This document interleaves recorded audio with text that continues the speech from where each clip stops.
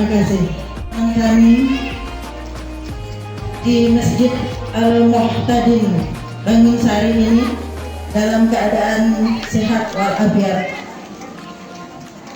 yaitu dalam rangka kita memperingati Tahun Baru Islam 1 Muharram 1447 Hijriah.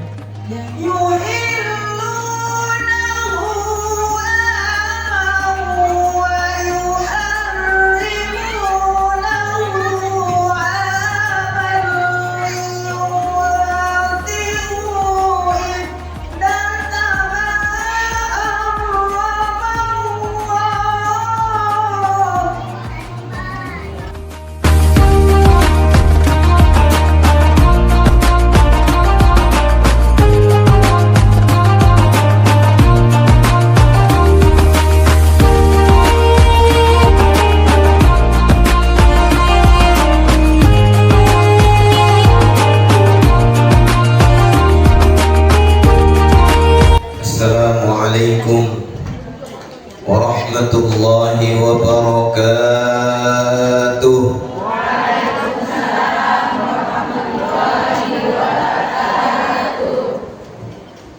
Udah sarapan, Bu?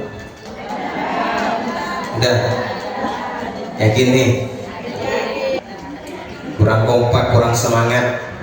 Mari kita ulangi lagi. Assalamualaikum warahmatullahi wabarakatuh.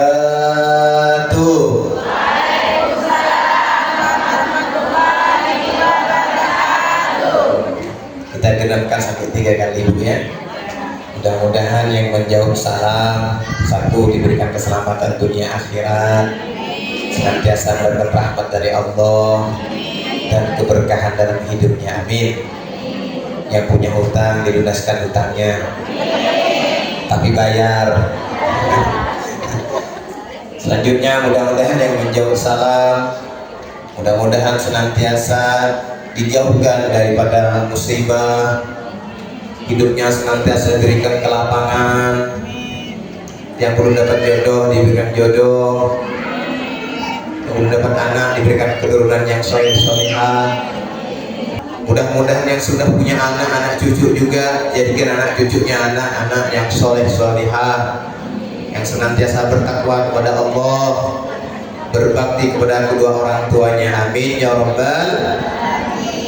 Assalamualaikum warahmatullahi wabarakatuh.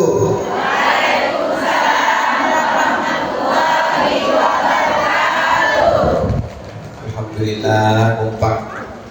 Ini nampak sekali bahwasanya ibu-ibu majelis taklim BKMT Bengkayang semangat untuk menghadiri, menimba ilmu di suatu majelis taklim. Alhamdulillah.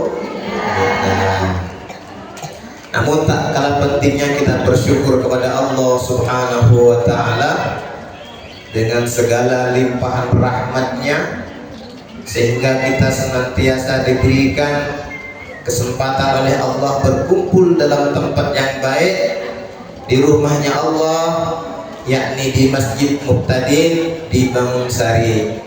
Mudah-mudahan bukan hanya kita dikumpulkan di masjid ini saja oleh Allah, namun juga kita dikumpulkan kelak di surganya Allah Subhanahu wa ta'ala, amin ya rabbal alamin. Bismillahirrahmanirrahim. Alhamdulillahi rabbil alamin, wa afhamana bi syari'atin nabiyil karim, wassalatu wassalamu ala asrafil anbiya'i wal mursalin sayyidina Muhammadin wa ala alihi wa sahbihi ajma'in. Qala Allah ta'ala fi kitabihil aziz, a'udzu billahi minasy syaithanir rajim. Bismillahirrahmanirrahim. Inna iddatasy syuhuri 'indallahi 12 syahran fi kitabillah yawma khalaqas samawati wal ardh minha arba'atun hurum. Shadaqallahul 'azim. Wa shadaqa rasul habibul karim wa nahnu 'ala dzalika minasyahidin wasyakirin walhamdulillahi rabbil alamin. Bapak Ibu hadirin yang dirahmati Allah Subhanahu wa ta'ala, yang pertama yang sedang kami hormati Ketua PC BKMT Bengkayang, yaitu Ibu Nur Aida, yang mudah-mudahan senantiasa diberikan kesehatan, keselamatan, diberikan semangat untuk mendakwahkan Islam yang ada di Bengkayang yang kita cinta sayang ini. Dan juga kepada seluruh ibu Majelis Taklim Permata, baik itu yang dari tuan rumah, dari Permata Khairun Nisa, Permata An-Nisa, Permata An-Nur, yang dari Semangat. Oh, ada dua, ada yang Semangat, ada Bengkayang, dan juga yang terakhir Permata An-Nur yang di Bengkayang. Mudah-mudahan jejak langkah kaki kita ke tempat yang mulia ini, di majelis yang mulia ini, senantiasa diberikan pahala dan mendapatkan ridho dari Allah Subhanahu wa taala. Amin ya rabbal alamin. Selanjutnya, selawat beriringkan salam mudah-mudahan senantiasa tercurah limpahkan pada baginda Rasulullah Sallallahu Alaihi Wasallam serta kepada seluruh keluarga-keluarganya dan semua pengikut-pengikut beliau hingga akhir zaman. Dan mudah-mudahan kita kelak di yaumil mahsyarnya Allah, kita semuanya mendapatkan bagian syafaat baginda Rasulullah Sallallahu Alaihi Wasallam. Allahumma sholli ala Muhammad, Allahumma sholli ala Muhammad. Nah, ini jangan sampai termasuk kategori orang yang paling pelit. Siapa orang yang paling pelit?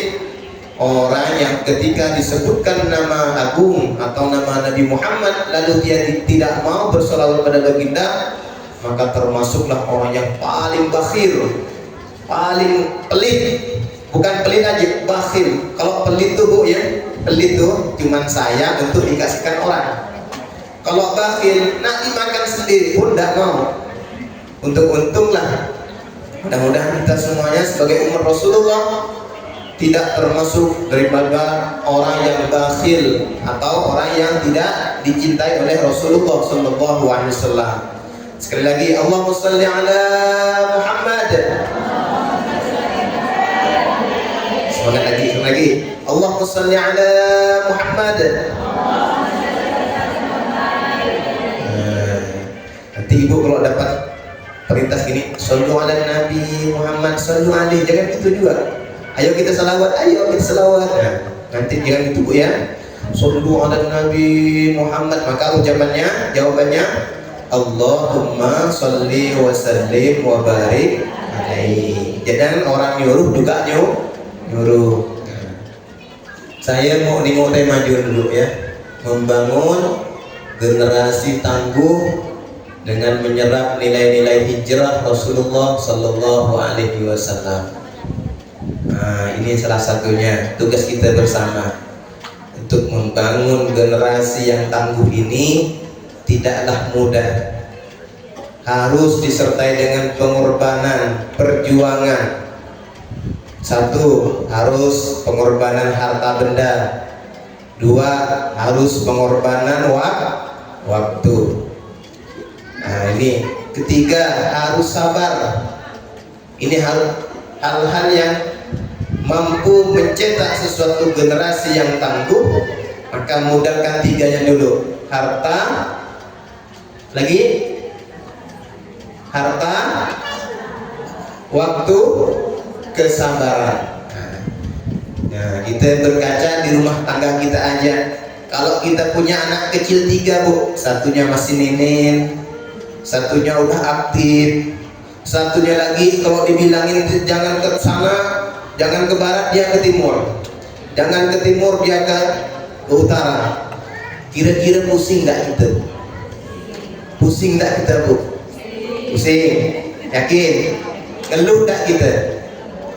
Kalaulah kita hanya mendapatkan 3 problem dalam kehidupan rumah tangga saja, apalagi di dalam sesuatu memperjuangkan generasi yang tangguh tadi, tidak akan pernah terlepaskan daripada problem-problem yang akan kita hadapi dalam kehidupan kita.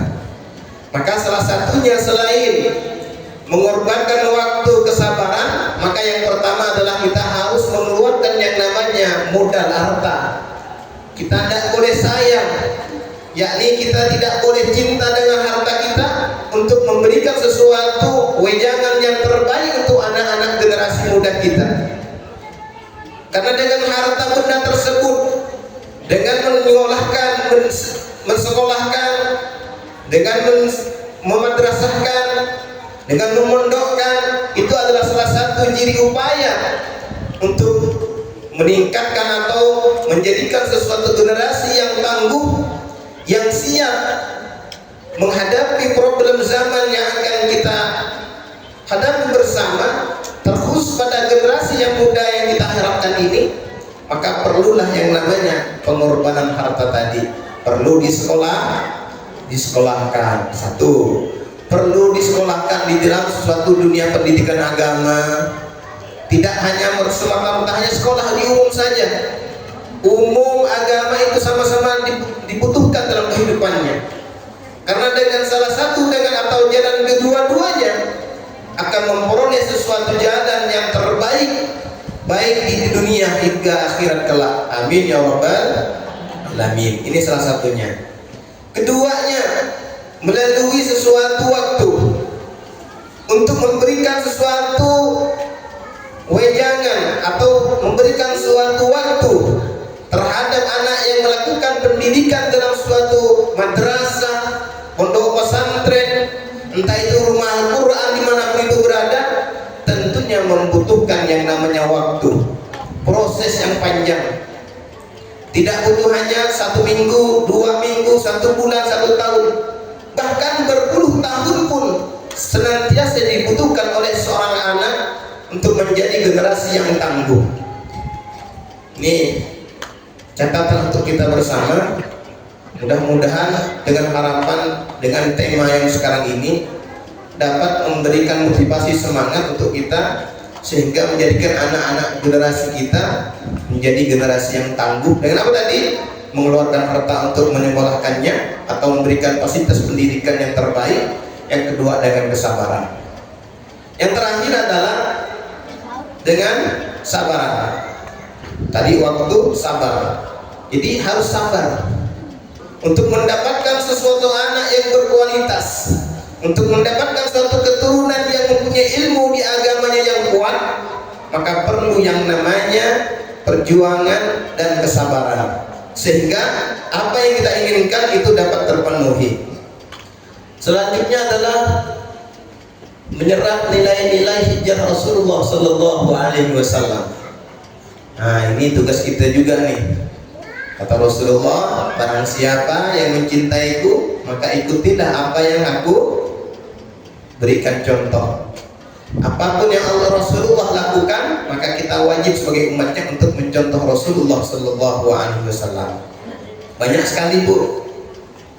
Nah, terutama di bidang akhlakul karimah Rasulullah. Selanjutnya di bidang dalam ketakwaannya kepada Allah Subhanahu wa taala. Selanjutnya di bidang membina rumah tangganya, sehingga rumah tangga Rasulullah menjadi rumah tangga yang berhasil, menjadi keturunan atau menjadi keluarga yang dirindukan oleh surganya Allah. Kenapa? Karena satu kuncinya, Rasulullah mendidik anak atau mendidik keluarganya dalam kesehariannya, yaitu menuju ke takwa kepada Allah Subhanahu wa taala. Maka seringkali seorang penceramah itu mengajak, ya ayyuhalladzina amanu taqullaha haqqa tuqatih. Wahai orang-orang yang beriman, kata Allah dalam Al-Qur'an, berimanlah atau bertakwalah kepada Allah Subhanahu wa taala. Bertakwa ini bukan hanya semata-mata hanya diucapkan saya bertakwa kepada Allah, tidak. Tetapi ketika kita berbicara takwa kepada Allah Subhanahu wa taala, juga di situ ada sesuatu niat yang terselubung yang disertai dengan suatu amal perbuatan, baru itu bisa dikatakan bertakwa kepada Allah Subhanahu wa taala. Selain melakukan suatu perintah Allah Subhanahu wa taala, kita juga menanamkan sikap takut dimanapun kita berada, ingat kepada Allah Subhanahu wa taala, sehingga berhubungan dengan bulan-bulan yang haram ini kita mampu menjadikan pribadi yang lebih baik kepada Allah Subhanahu wa ta'ala. Saya tadi menyimak daripada bacaan Al-Quran yang dibacakan oleh Ibu Siti Zainab, Ibu ya, yang sangat merdu, yang sudah kita dengarkan bersama tadi. Banyak sekali bahwasanya Allah Subhanahu wa ta'ala menciptakan langit dan bumi ini, kata Allah Subhanahu wa ta'ala, minha arba'atun hurum. Apa itu?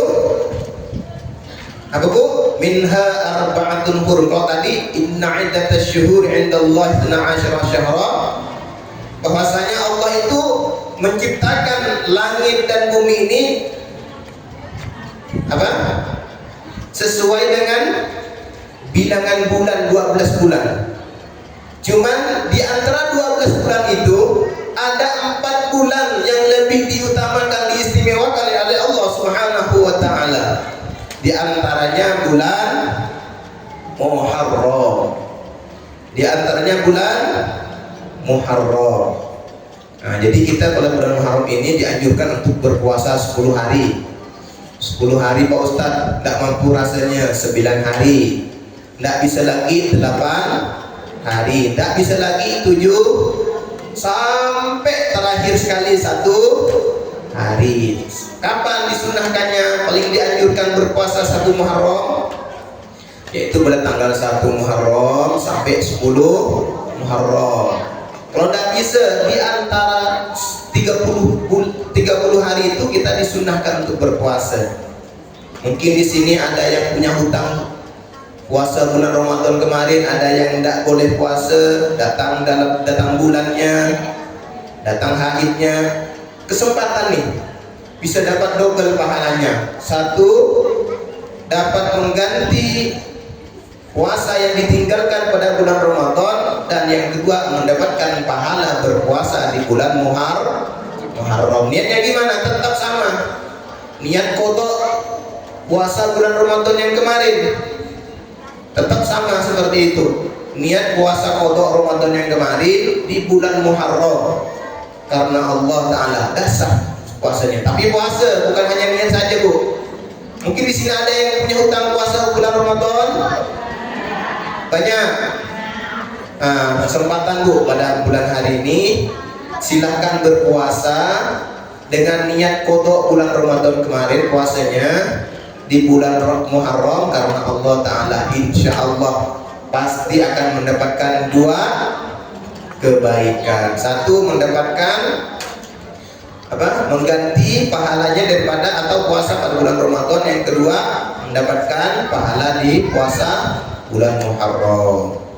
Ingat Bu ya, bulan-bulan yang dimuliakan oleh Allah Subhanahu wa ta'ala adalah salah satunya bulan Muharram ini.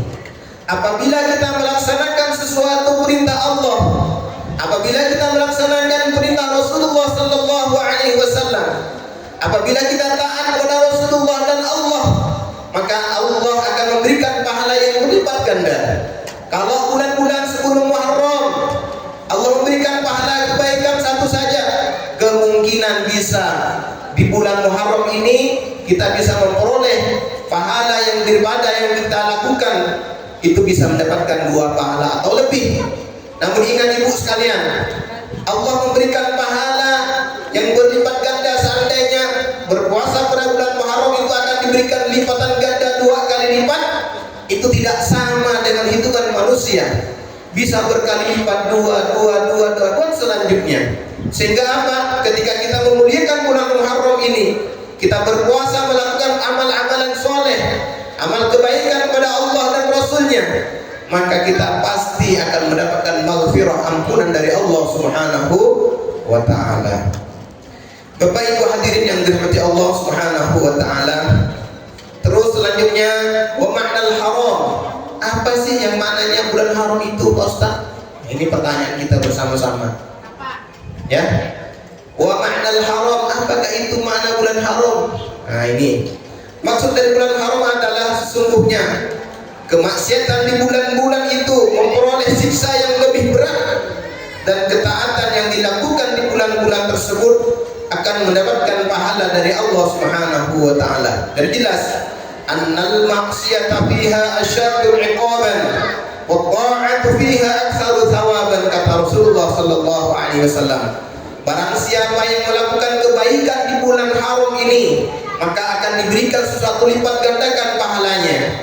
Dan barang siapa yang melakukan sesuatu kejelekan, sesuatu yang tidak disukai oleh Rasulullah, sesuatu yang tidak dicintai oleh Allah Subhanahu wa taala, kita membangkang terhadap perintah-perintah Rasulullah dan Allah Subhanahu wa taala, maka dosanya akan dilipat gandakan oleh Allah Subhanahu wa ta'ala. Mudah-mudahan kita semuanya tidak termasuk kategori yang kedua tadi, orang yang suka melakukan perkara yang dilarang di bulan Muharram.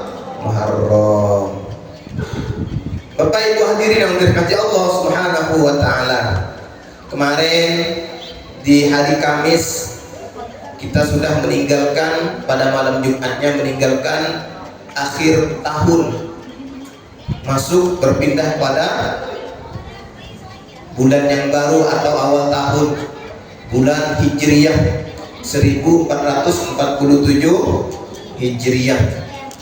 Memang seyogyanya kita sebagai umat muslim yang beragamakan Islam, kita dianjurkan untuk memuliakan bulan-bulan tersebut. Selain berpuasa, kita dianjurkan baca Yasin, berdoa kepada Allah dengan doa yang terbaik, beristighfar. Banyak sekali ajaran-ajaran, ajakan-ajakan yang dicontohkan pada orang-orang dulu atau orang-orang ulama-ulama terdahulu, termasuk setelah membaca Yasin, minum susu yang murni.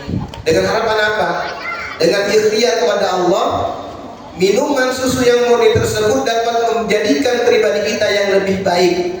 Yang dulunya kurang baik, setelah berpindah pada bulan Muharram, pada 1 Muharram dan selanjutnya dan sampai akhir hayat kita, dengan meminum susu tersebut dengan harapan kepada Allah diberikan kehidupan yang lebih baik. Keluarganya yang senantiasa diberikan masalah, dikeluarkan dari masalahnya. Rezekinya yang sempit, diberikan kelapangan rezekinya oleh Allah Subhanahu wa ta'ala. Karena dalam Islam itu kita kenal dengan yang namanya senjata mukmin. Senjatanya orang muslim itu hanya salah satunya adalah berdoa kepada Allah. Berdoa kepada Allah dalam waktu yang sunyi ataupun dalam keadaan ramai. Berdoanya boleh bebas, pakai bahasa Indonesia, pakai bahasa Arab, jangan pakai bahasa baca. Tahu bahasa baca, Bu? Baca bahasa Arab tapi tak paham maknanya. Sama kayak orang buta. Ada orang nanya sama-sama buta, arah timur kemana? Nanyanya sama orang-orang buta. Seperti itu juga ketika kita berdoa kepada Allah pakai lafaz bahasa Arab tapi tidak paham dengan makna daripada apa yang dipanjatkan. Apa kata malaikat? Apa yang kau maksud nih, kata malaikat. Sia-sia tidak kita berdoa seperti itu. Maka doa yang tidak kita pahami jauhi. Maka saya anjurkan berdoa itu pakai bahasa kita aja. Pakai bahasa Inggris boleh, pakai bahasa Arab boleh, pakai bahasa Cina boleh, pakai Dayak boleh, pakai Melayu boleh, pakai bahasa Indonesia yang normal boleh. Pokoknya sesuai dengan kemampuan yang kita pahami. Bapak Ibu hadirin yang dirahmati Allah Subhanahu wa ta'ala, kembali lagi wa ma'nal haram. Wa ma'nal haram tadi bahwasanya ketika kita bulan yang lalu senantiasa melakukan perkara yang dilarang oleh Allah, ketika berpindah pada bulan 1 Muharram ini, maka kita harus berpindah diri kita untuk senantiasa muhasabah, mengacu untuk perbaikan diri kita kepada Allah Subhanahu wa ta'ala. Makanya dalam bulan Muharram ini kita diperintahkan untuk senantiasa muhasabah terhadap diri kita. Ibda binafsik. Muhasabah itu apa artinya, Pak Ustaz? Mengkoreksi diri kita selama hidup kita dalam dunia ini, apakah banyak yang lebih baik atau yang lebih buruknya. Ini yang perlu kita renungkan, yang perlu kita koreksi dalam kehidupan kita. Ketika kita hidup di dunia nyata, berkeluarga, bermasyarakat, bertetangga, apakah lisan kita sudah terhindar pada membicarakan saudara-saudara kita? Terus telinga kita apakah sudah meninggalkan perkara-perkara yang dilarang oleh Allah, mendengarkan sesuatu hal-hal yang diharamkan oleh Allah? Terus mata kita apakah pernah melakukan perkara yang dilarang oleh Allah? Terus ke tangan, hati, semua anggota badan kita apakah pernah melakukan perkara-perkara yang dilarang oleh Allah Subhanahu wa taala? Ini sejatinya memaknai dalam sesuatu, memaknai atau memperingati bulan Muharram yang kita rayakan pada kesempatan pagi hari ini.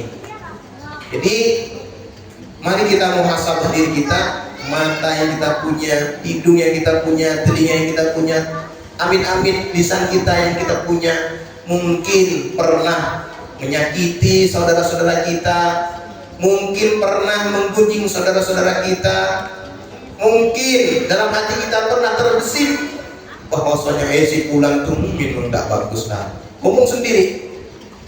Apalagi dia ada kawannya lagi, weh tak tengok ke kawan kita tuh beli gelang, itu hasil muatan tuh ngambil di bank kemarin.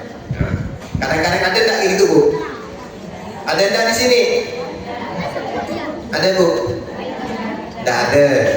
Sono di atas gunung yang ada. Terus kawannya beli kulkas, tak tengok ke rumah di depan tuh dah beli kulkas, weh katanya kan, langsung kedinginan bu ya. Rumah depan yang beli kulkas, di depan rumahnya yang kedinginan. Ada bu? Ada. Sebelahnya beli anting, keluar ke yang satunya lagi sebelah rumahnya garuk-garuk telinga, ngapain? Tuh nggak tahu ke suaminya kemarin tuh ke? Tuh ke, nah ada yang gitu tuh? Ada di sini bu? Nggak ada, alhamdulillah. Karena kalau udah 1, 2, 3 ngumpul bu ya, udah ngomong tentang kawan kita, itu langsung datang yang selanjutnya asyaiton ya, ngasih madu ke mulut kita bu ya, ke bibir kita, kasih madu agar makin lancar ngomongnya. Makin enak kita merasa tuh, apalagi ngobrolnya di sore hari. Banyak. Besoknya lagi gitu, lagi besok lagi gitu lagi, seterusnya. Mudah-mudahan di sini tidak ada, amin ya robbal alamin. Saya yakin kalau nengok dari mukanya cerah semua. Saya yakin tidak ada yang suka menggunjing atau membicarakan saudara-saudaranya, amin ya robbal alamin. Mudah-mudahan kita tidak pernah ada rasa iri dalam hati kita. Nah, sesuai dengan apa yang tadi disampaikan, bahwasanya mari kita sama-sama rangkul tangan, berjabat tangan untuk mampu memajukan majelis-majelis taklim yang ada di Bengkayang, terkhusus di BKMT Permata, amin ya robbal alamin. Jangan sampai ada yang iri bu, oh Permata sana ini, Permata sana begini, oh baguslah kita ngurus Permata kita aja lah. Padahal tujuan Permata Majelis Taklim itu semuanya tujuannya sama, untuk mengharapkan ridho Allah, untuk memperbaiki diri kita, untuk semakin dekat kepada Allah Subhanahu wa ta'ala. Tidak ada lain bu. Jangan di majelis itu, jangan sampai mendirikan majelis taklim karena apa? Ingin dijadikan sesuatu orang yang nomor satu, jangan. Ingin dipandang hebat majelis taklim, ya jangan. Karena adalah sifat yang sombong yang seperti itu adalah sifat yang tidak disukai dan tidak diridhoi oleh Allah Subhanahu wa ta'ala. Ketika kita melihat majelis taklim orang yang lebih baik, kita ambil yang mengangkat saja. Kenapa majelis sana tuh yang semangat tuh kok lebih baju? Oh ustadznya sana tuh ganti-ganti, bukan hanya Pak Haryanto yang ngisi, tapi ada Ustadz A.A. Didin Fahrudin. Oh, di majelis taklim Tasana Bengkayang itu, oh rupanya dia juga mendarakan Pak Rajuni juga, alhamdulillah. Jangan kaku bu, jangan hanya mendatangkan hanya satu ustaz saja, gantian biar ada pengalaman. biar ada perubahan dalam majlis taklimnya sehingga ada warna. Dengan warna tersebutlah akan menjadikan sesuatu momentum yang lebih baik ke depannya, sehingga majlis taklim kita itu lebih baik dan berkembang ke depannya. Amin ya rabbal alamin. Ada enggak yang itu, Bu? Iri. Tuh sana tuh bajunya jelek-jelek, Bu. Coba itu kalau PC BKMT tuh pakai selendang ya. Lagi pakainya bajunya yang putih-putih bagus lagi. Kalau kita nih buruk-buruk seandainya, tapi saya yakin tidak ada. Jangan jadikan suatu patokan yang seperti itu, Bu. Ambil yang manfaat saja. Oh, di sana tuh kajiannya kadang-kadang ada fikihnya. Oh, di sana tuh kajiannya kadang-kadang ada tafsir Qur'annya. Oh, di situ kadang-kadang ada praktek melakukan ibadah sehari-hari. Itu yang perlu kita jadikan motivasi dalam kehidupan kita. Jangan sampai karena pakaian, karena ketenaran, karena ingin dipandang orang nomor satu yang paling hebat, lalu dia menunjukkan dirinya bahwasanya saya ini yang paling nomor satu. Jangan sampai seperti itu. Summa na'udzubillah min dzalik. Bapak Ibu hadirin yang dirahmati Allah Subhanahu wa taala. Tidak banyak yang saya sampaikan. Mudah-mudahan yang sedikit ini bermanfaat. Saran saya terakhir, satu, mari kita jaga ukhuwaniyah kita, persaudaraan kita, majelis kita, dan mari kita perbaiki diri kita untuk mendapatkan keridhaan dari Allah Subhanahu wa taala. Senantiasa muhasabah diri kita, jangan sibuk menghakimi orang lain, jangan sibuk mengurusi orang lain, karena belum tentu yang kita urusi diri kita itu diri kita lebih baik daripada orang lain. Berkacalah pada cermin yang besar sebelum kita berbicara tentang orang lain, karena ketika kita berbicara tentang orang lain belum tentu lebih hina di hadapan Allah Subhanahu wa taala. Bisa jadi diri kita yang kita mengatakan diri kita itu lebih sempurna daripada orang lain, kita lebih pintar daripada orang lain, kita lebih segala-galanya daripada orang lain. Bisa jadi di hadapan Allah kita tidak ada apa-apanya di hadapan Allah Subhanahu wa taala. Karena saya ingat, Bu, ya, ada seorang alim, al-allamah, orang yang begitu sangat luar biasa dalam melaksanakan ibadah kepada Allah Subhanahu wa taala. Dan juga ketika dia melakukan perkara-perkara yang sangat luar biasa ibadahnya kepada Allah, dia hanya di hidupnya dilaksanakan untuk melakukan ibadah kepada Allah. Ketika dia makan hanya langsung mengambil saja, diberikan buah-buahan oleh Allah langsung dari surga Allah Subhanahu wa taala. Ketika dia mati, dia minta kepada Allah Subhanahu wa taala, ya Allah, masukkan saya ya Allah ke dalam surgamu karena ibadahku, katanya pada orang yang alim tadi. Namun ketika ditimbang amalnya dengan sesuatu amal perbuatannya, sungguh tidak mampu masuk surganya Allah Subhanahu wa taala. Lalu dia minta kepada Allah Subhanahu wa taala, ya Allah, masukkan saya ke dalam surgamu ya Allah dengan rahmat dan kasih sayangmu ya Allah. Maka Allah seketika itu juga dia dimasukkan dalam surganya Allah Subhanahu wa taala. Bapak Ibu hadirin Allah Subhanahu wa taala, orang yang alim kehidupannya dari awal sampai akhir hidupnya melaksanakan ibadah kepada Allah, taat kepada Allah, tidak pernah bermaksiat kepada Allah Subhanahu wa taala. Dia mati dalam keadaan Islam, namun ibadah yang dia bekali untuk menghadap Allah Subhanahu wa taala tidak mampu membawanya ke dalam surganya Allah Subhanahu wa taala. Pertanyaannya pada diri kita, mampukah kita ketika kembali kepada Allah kita masuk dalam surganya Allah Subhanahu wa taala? Apakah dosa-dosa kita akan diampuni oleh Allah Subhanahu wa taala, ataukah sebaliknya kita akan mati dalam keadaan kemurkaan Allah Subhanahu wa taala? Summa na'udzubillah min dzalik. Bapak Ibu hadirin yang dirahmati Allah Subhanahu wa taala, mari kita bersenandung beristighfar kepada Allah dengan harapan perkumpulan ini senantiasa mendapatkan maghfirah ampunan dari Allah Subhanahu wa taala. Astaghfirullah Rabbal baraya, astaghfirullah minal khataya, astaghfirullah dosa-dosa kita, Bu. Astaghfirullah minal khataaya Rabbi zidni ilman nafi'an wa waffiqni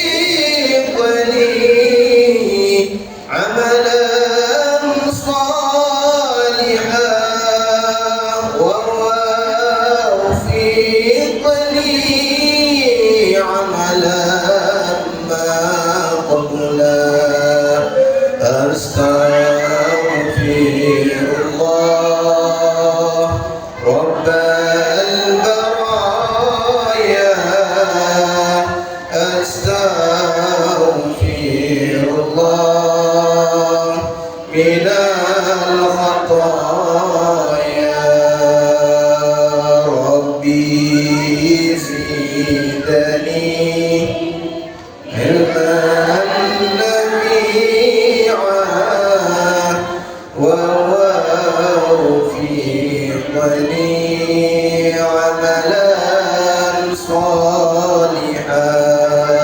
Sekali lagi astaghfirullah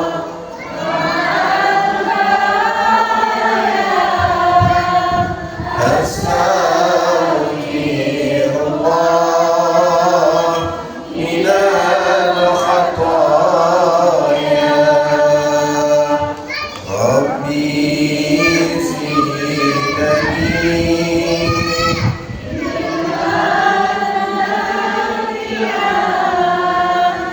wa waffiqni amalan maqbula. Ya Allah, kami berkumpul pada pagi hari ini, ya Allah, semerta-merta mengharapkan keridhaan-Mu, ya Allah. Maka dari itu, ya Allah, ampuni segala dosa-dosa kami, ya Allah. Dosa yang disengaja ataupun yang tidak sengaja, ya Allah. Dosa yang berada dalam mata kami, ya Allah, pandangan kami, ya Allah. Dosa yang ada di lubuk hati kami, ya Allah. Dosa anggota seluruh tubuh kami, ya Allah. Ampunilah, ya Allah, angkat semuanya, ya Allah. Ya Allah, mudah-mudahan senantiasa mendapatkan maghfirah-Mu, ya Allah. Jadikanlah kami semuanya, ya Allah, manusia yang senantiasa bertakwa kepada-Mu, ya Allah. Manusia yang senantiasa taat kepada-Mu, ya Allah, dan kepada Rasul-Mu, ya Allah. Semoga kami senantiasa terhindarkan dari perkara-perkara yang dilarang oleh-Mu, ya Allah. Jadikan keluarga kami, ya Allah, keluarga yang senantiasa Engkau ridhai, ya Allah. Keluarga yang senantiasa beribadah kepada-Mu, ya Allah. Jadikan kami semuanya, ya Allah, senantiasa orang yang selalu bersyukur atas segala nikmat yang Engkau berikan kepada kami, ya Allah. Jauhkan kami semuanya, ya Allah, dari kekufuran, ya Allah, dari kemunafikan, ya Allah, dari kemusyrikan, ya Allah. Jauhkan lisan-lisan kami, ya Allah, untuk berkata-kata yang keji, ya Allah, untuk berkata-kata kotor, ya Allah.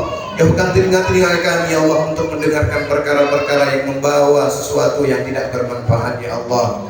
Jadikan hati kami, lisan kami semuanya, ya Allah, lisan qalbun kami semuanya senantiasa berzikir atas nama-Mu, ya Allah.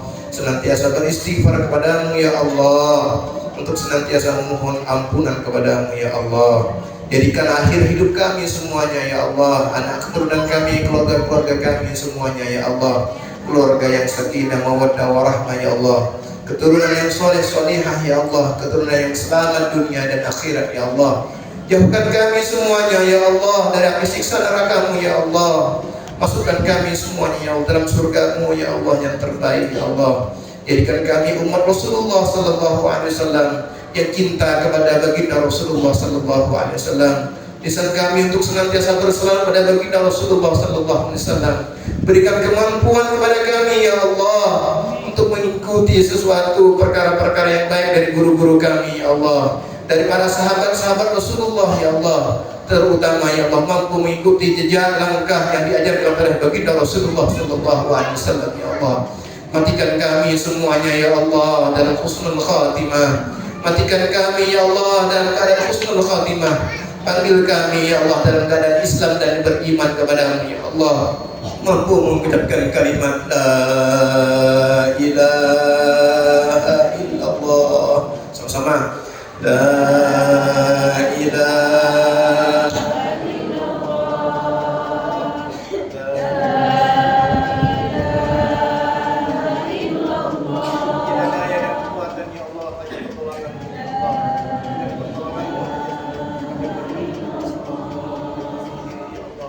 mudah-mudahan kegiatan kami ini ya Allah jadi kegiatan yang Engkau ridhoi ya Allah, kehidupan yang senantiasa memberikan suatu martabat dalam kehidupan kami ya Allah. Jadikan kami semuanya ya Allah orang-orang yang senantiasa bersujud kepadamu ya Allah. Jadikan kami ya Allah semuanya di bulan haram ini sampai hatta maupun ya Allah sampai akhir hayat kami ya Allah senantiasa melakukan kebaikan-kebaikan kepadamu ya Allah. Rabbana atina fid dunya hasanah wa fil akhirati hasanah wa qina adzabannar wa adkhilna jannata ma'al abrar ya aziz ya ghaffar ya rabbal alamin. Sallallahu alaihi Muhammad wa ala alihi wa sahbihi ajma'in. Subhana rabbika rabbil izzati amma yasifun wa salamun alal mursalin walhamdulillahi rabbil alamin. Kurang dan lebihnya mohon maaf. Yang baik dan yang bermanfaat itu mutlak datangnya dari Allah Subhanahu wa taala. Kekurangan dan kehilafan dalam penyampaian itu mutlak datangnya daripada pribadi saya pribadi. Maka dari itu saya mohon maaf yang sebesar-besarnya. Yang baik silahkan diamalkan, yang buruk silahkan dibuang jauh-jauh. Ihdinas siratal mustaqim, wabillahi taufiq wal hidayah, waridha wal inayah. Assalamualaikum warahmatullahi wabarakatuh.